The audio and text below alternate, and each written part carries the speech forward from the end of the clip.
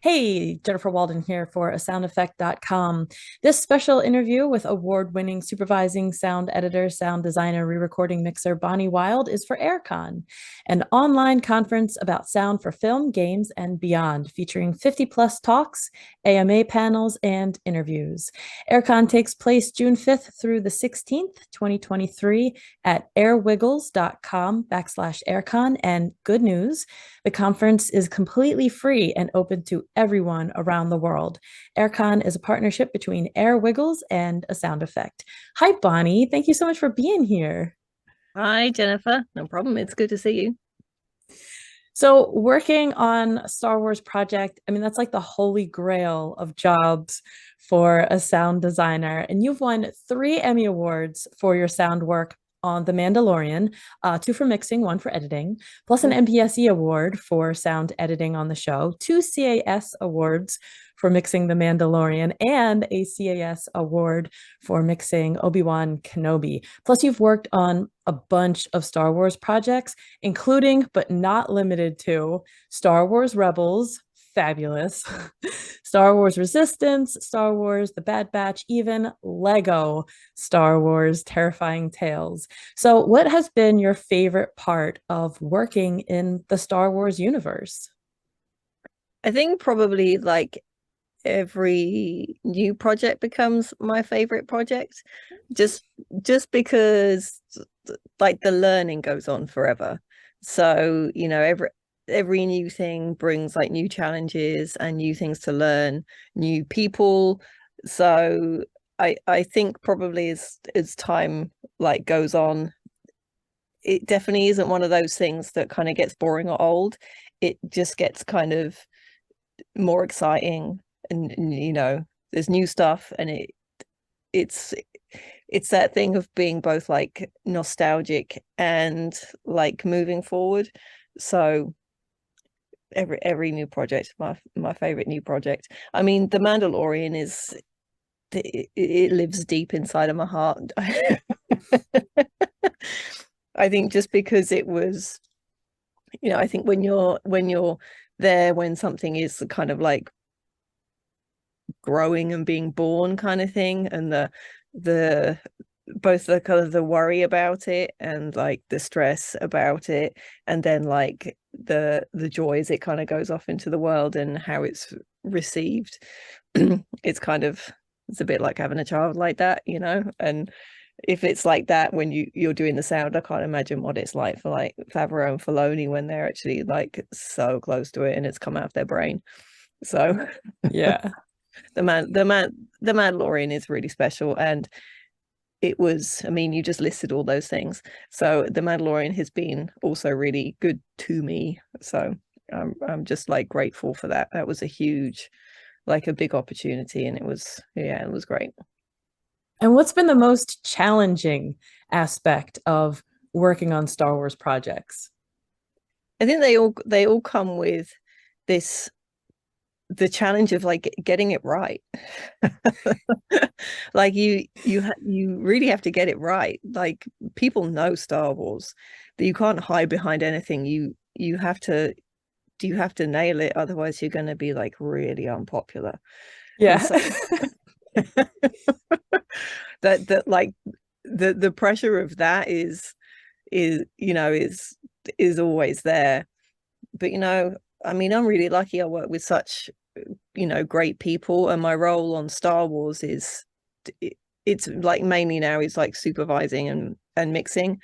But like back in the day, I would do a lot more of the the editing, and you learn so much of, there's rules to follow, and you learn a lot. And then but that's really helpful when you're in the mix chair, because you know what sounds to play more, how the music should be feeling, and you do a sequence and you're like, ooh, that feels original trilogy, and things like that. You want to kind of just be getting the balance, because the music is such a big part of Star Wars. Like whoever's done the composing, it's still kind of this character, and you have to play it like that.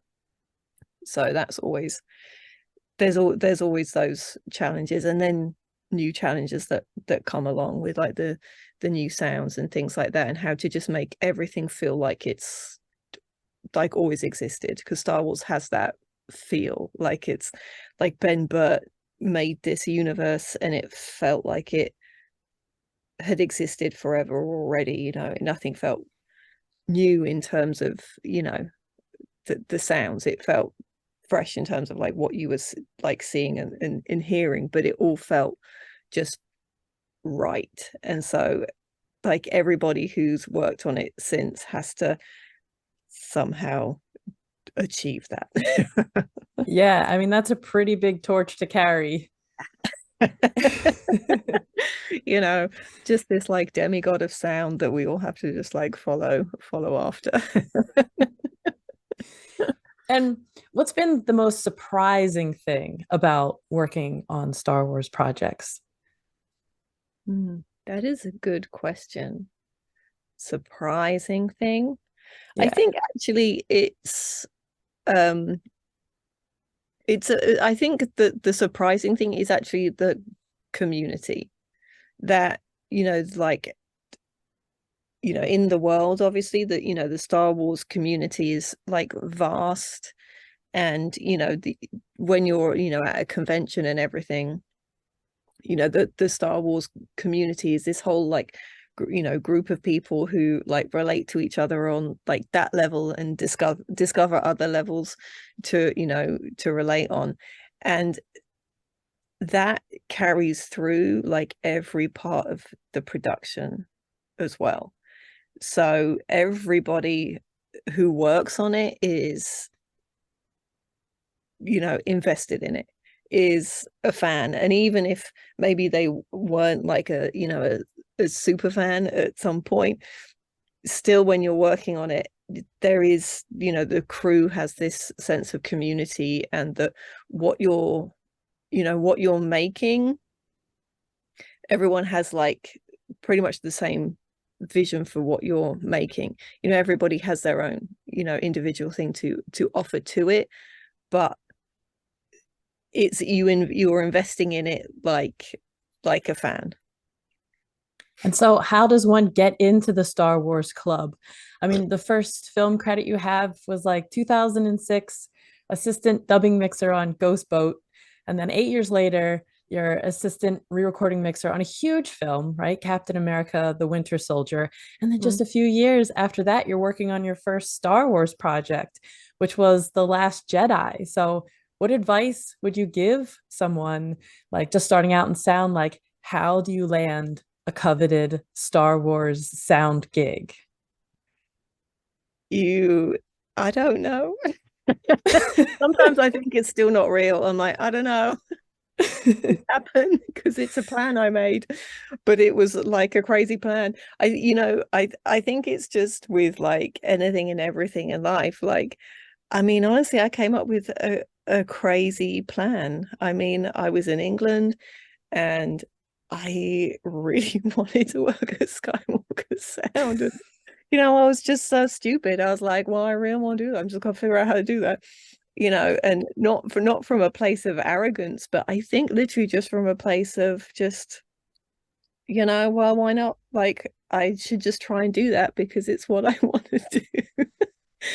And I mean, that's how I approach every part of my life is, you know, I thought about it. I was like, well, what do I really want to do? And I mean, I really wanted to work at Skywalker Sound. Who doesn't when they're working Yeah. in sound? And you know, for a certain amount of time, it was, you know, a pipe dream. I mean, I started in post-production sound in 2003 is when I started. And you know, you're trying to like picture like, you know, your career and your life and things. And I kind of knew what I wanted to do. I worked in a TV studio over there, and I worked on TV. And then at some point, actually, the studios I worked for were closing, and so I just thought, well, I'm going to do it or I'm not going to do it. And so I kind of at that point started to really think, well, maybe I've got some skills that could be relevant. And I was lucky, actually. I worked on consoles that they have here at the ranch, and so I did actually finally manage to like get a visa and all the things, but I didn't have a job when I moved or anything like that. But I did have a very tenuous connection, and a good tip is always, if you have a tenuous connection, make them not so tenuous. And then just like, you've got to strike the line of being persistent but not annoying, and just remind people that you exist, and have something to offer. And I was really lucky because the I had knowledge of the consuls that were working here. And really, even though in England, by the time I left, I was mixing. I was a TV mixer. I mixed drama and documentary and things like that. But when I moved, and when I started to be able to kind of like talk to someone at Skywalker, I was probably like 10 years into my career at that point. But I just thought, I'm going to just start again.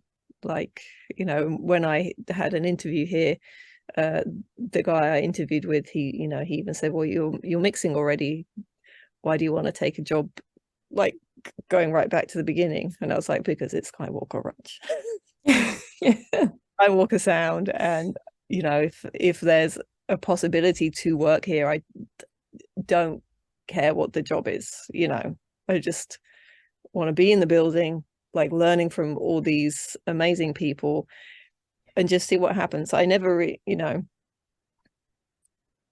thought necessarily I'd get to work on Star Wars or anything like that. I just wanted to be in the environment where I was learning and just being the best sound person I could be. And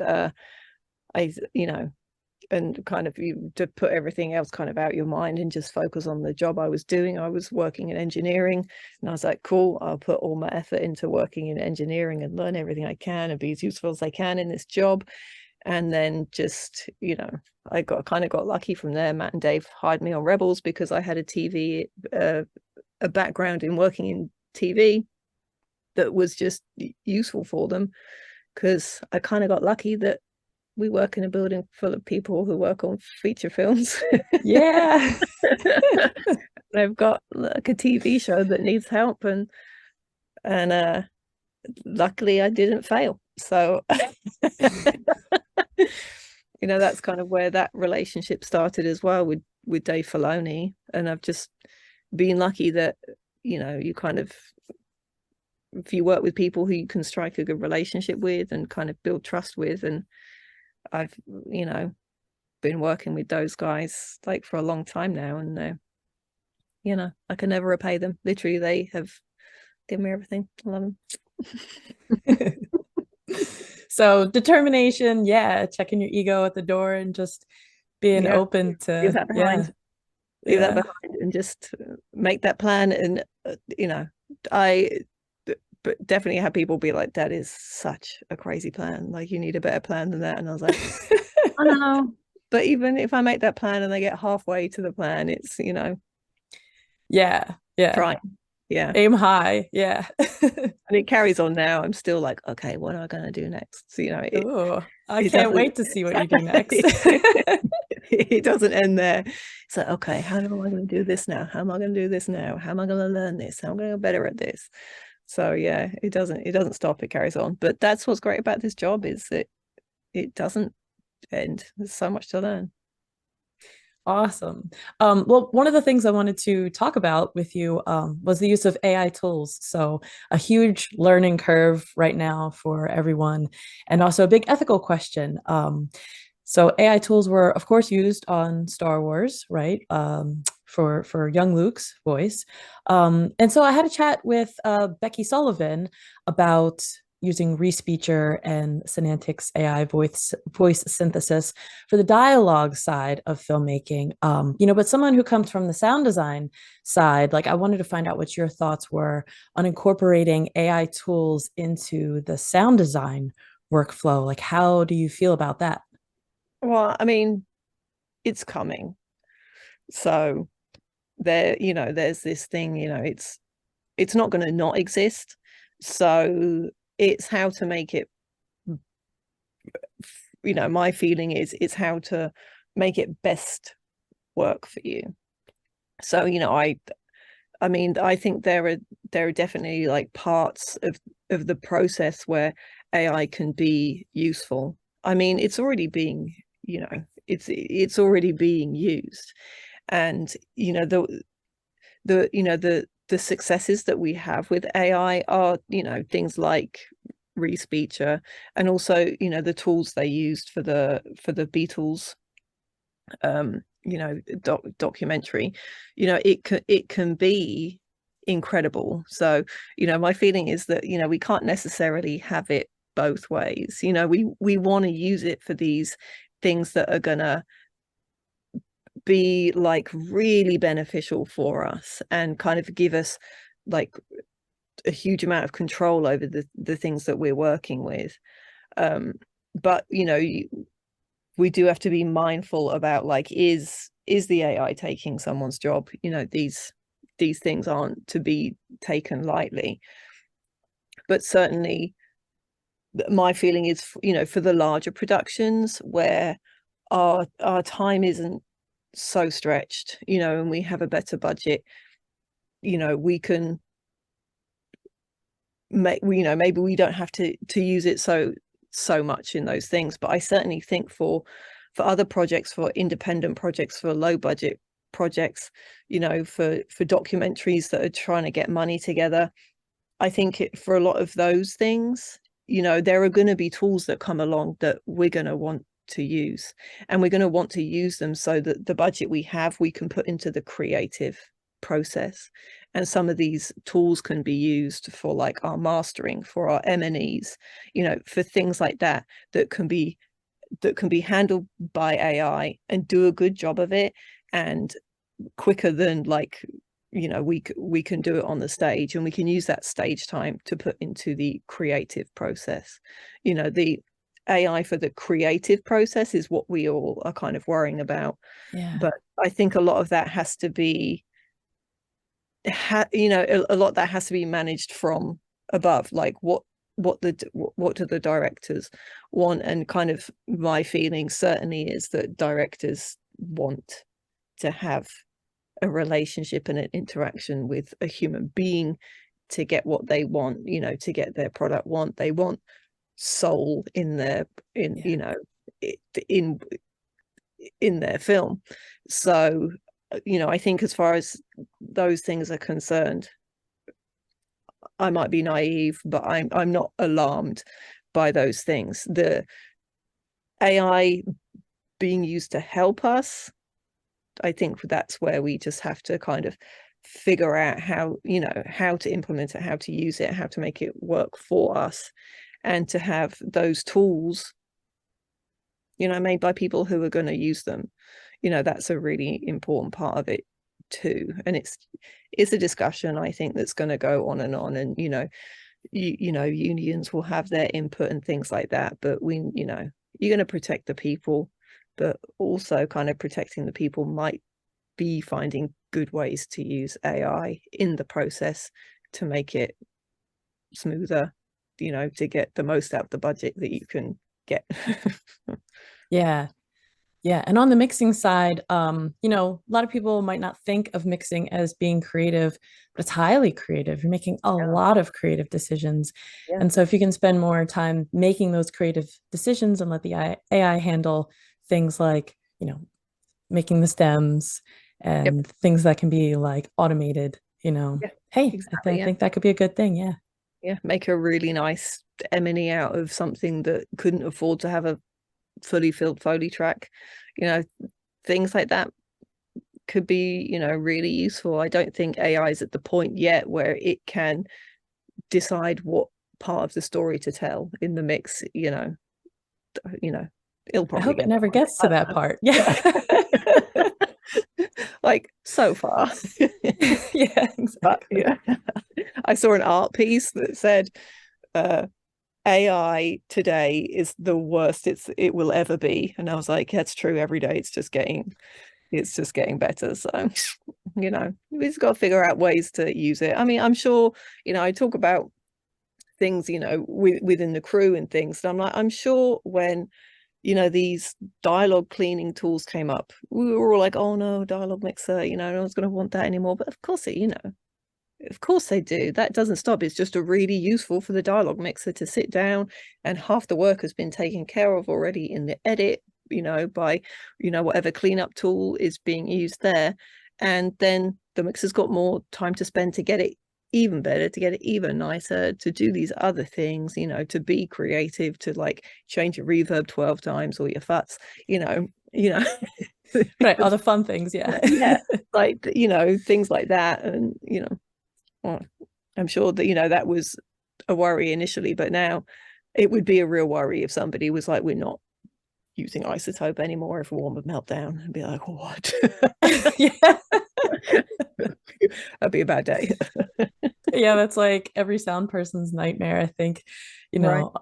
RX has just become such a huge part of the way Right. we do everything. Yeah. We all want those, every time there's a new one, we're like, oh good, what else can it do for us, and Yeah. I imagine that I don't know, at some point maybe we'll be like, well, what can AI help us with now in these other parts of the process that